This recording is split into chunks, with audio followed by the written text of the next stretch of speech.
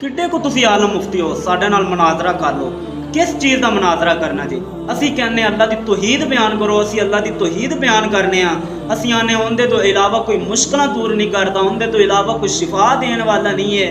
कोई बेरी आला, कोई टाली आला, कोई सलवार शाह, कोई कमीज शाह अल्लाह तो इलावा सुन नहीं सकता, शिफा नहीं दे सकता, तुहाड़ियां मुश्किल दूर नहीं करता।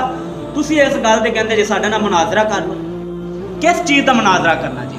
किड्डे को तुसी वड्डे आलम मुफ्ती हो कि अल्लाह तो इलावा कोई तुहाडे कोल होर भी है जिहड़ा तुहाड़ियां मुश्किलां दूर करदा है, तुहाड़ियां परेशानियां दूर करदा है, तुहानूं शिफा दिंदा है। अल्लाह तो इलावा ते कोई तुहाडी सुन भी नहीं सकदा।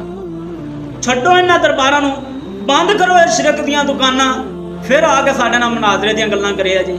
असीं आने ओ वाहदाहु ला शरीक है, उनदा कोई शरीक नहीं। तौहीद बयान करो, असीं तौहीद बयान करने आ।